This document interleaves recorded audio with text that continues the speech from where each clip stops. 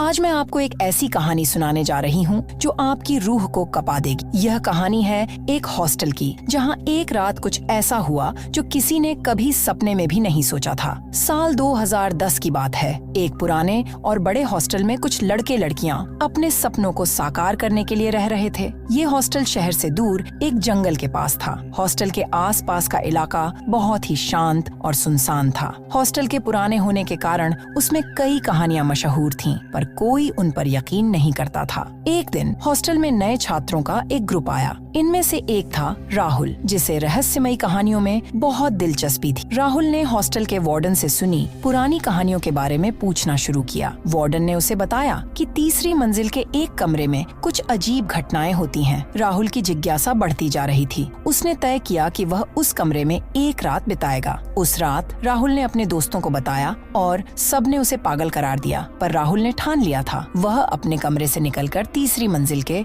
उस कमरे की ओर बढ़ा। कमरा नंबर 306। राहुल ने धीरे से दरवाजा खोला और कमरे में दाखिल हुआ। कमरा बहुत ही धूल और जाले से भरा हुआ था। उसने कमरे के बीचों बीच अपना बिस्तर लगाया और लेट गया। रात के 12 बजे अचानक कमरे में हलचल होने लगी। राहुल ने देखा कि कमरे की दीवारों पर छायाएं चलने लगीं। उसे ऐसा लगा जैसे कोई उसकी ओर देख रहा हो। उसकी सांसें तेज हो गईं। वह हिम्मत जुटाकर उठ बैठा और इधर उधर देखने लगा। तभी एक ठंडी हवा का झोंका उसके पास से गुजरा और दरवाजा अपने आप बंद हो गया। राहुल ने दरवाजा खोलने की कोशिश की, पर वह बंद हो चुका था। तभी उसे अपने पीछे किसी की आहट सुनाई दी। उसने मुड़कर देखा तो एक धुंधली आकृति उसके पास खड़ी थी। वह आकृति धीरे धीरे स्पष्ट होने लगी। वह एक लड़की की आत्मा थी, जिसका चेहरा विकृत और भयानक था। राहुल की चीखें कमरे की दीवारों में गूंजने लगी। वह आत्मा राहुल की ओर बढ़ी और उसने राहुल का गला पकड़ लिया। राहुल ने बचने की पूरी कोशिश की, पर उसकी ताकत जवाब दे चुकी थी। अगली सुबह जब उसके दोस्त उसे ढूंढते हुए कमरे में पहुंचे तो उन्होंने देखा कि राहुल बेहोश पड़ा था। उसकी गर्दन पर गहरे निशान थे। जब उसे होश आया तो वह बुरी तरह कांप रहा था और बार बार एक ही बात कह रहा था, वह मुझे छोड़ देगी, वह मुझे छोड़ देगी। उसके बाद से राहुल फिर कभी उस हॉस्टल में नहीं रहा और वह कमरा हमेशा के लिए बंद कर दिया गया। कहते हैं कि आज भी उस कमरे से रात के समय चीखें सुनाई देती हैं। लेकिन क्या आप जानते हैं कि इस कहानी के पीछे और भी गहरे रहस्य छिपे हुए हैं? आइए मैं आपको उन रहस्यों के बारे में बताता हूँ जो शायद ही किसी ने सुने हों। राहुल ने जब होश संभाला और वह हॉस्टल छोड़कर गया, तब भी उसके मन में उस रात की डरावनी यादें बसी रहीं। उसने कई बार सोचने की कोशिश की कि आखिर उस आत्मा का रहस्य क्या था। उसने शहर की पुरानी लाइब्रेरी में जाकर उस हॉस्टल के बारे में जानकारियाँ इकट्ठी करनी शुरू की। लाइब्रेरी में उसने एक बहुत पुरानी किताब पाई जिसमें हॉस्टल के इतिहास के बारे में लिखा था। उसे पता चला कि वह हॉस्टल पहले एक हवेली हुआ करता था जो एक बहुत अमीर व्यापारी की थी। व्यापारी की बेटी राधा उस हवेली में अकेली रहती थी, क्योंकि व्यापारी हमेशा व्यापार के सिलसिले में बाहर रहता था। राधा बहुत ही सुंदर और मासूम थी, लेकिन एक दिन कुछ डाकुओं ने हवेली पर हमला कर दिया। राधा ने खुद को बचाने की पूरी कोशिश की, लेकिन डाकुओं ने उसे पकड़ लिया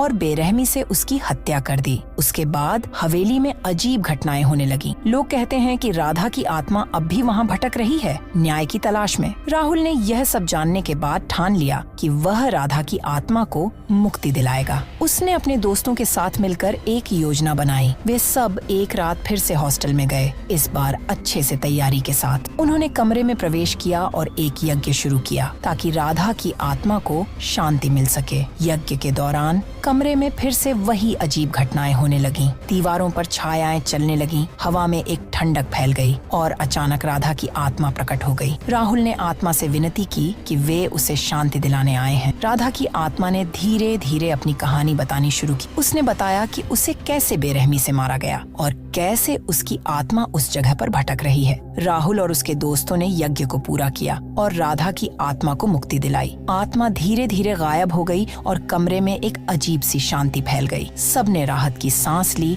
और बाहर निकल आए। उसके बाद हॉस्टल में कोई भी अजीब घटना नहीं हुई। वह कमरा अब भी बंद है, लेकिन अब वहाँ कोई डरावनी कहानी नहीं सुनाई देती। राहुल ने राधा की आत्मा को शांति दिलाकर कर एक बड़ी उपलब्धि हासिल की। दोस्तों, क्या आप सोच रहे हैं कि यह कहानी यहीं खत्म हो गई? नहीं दोस्तों, राधा की आत्मा की मुक्ति के बाद भी उस हॉस्टल में कुछ अजीब घटित होने लगा था। कुछ महीनों बाद हॉस्टल के नए वार्डन ने कुछ छात्रों के साथ उस कमरे को खोलने की सोची। उन्होंने सोचा कि अब वहाँ कोई खतरा नहीं है, लेकिन जैसे ही उन्होंने दरवाजा खोला, एक ठंडी हवा का झोंका बाहर निकला। कमरे के अंदर का माहौल अब भी भारी और अजीब था। वार्डन और छात्रों ने कमरे को साफ करना शुरू किया। तभी अचानक एक छात्र को एक पुराना डायरी मिली। उस डायरी में राधा की लिखी हुई आखिरी बातें थीं। डायरी में लिखा था, अगर मेरी आत्मा को शांति नहीं मिली तो मैं वापस आऊँ, मैं किसी को चैन से नहीं रहने दूंगी। यह पढ़कर सबके रोंगटे खड़े हो गए। वार्डन ने डायरी को ध्यान से पढ़ा और उसे समझ आया कि राधा की आत्मा अब भी पूरी तरह से मुक्त नहीं हुई। उसने तुरंत राहुल से संपर्क किया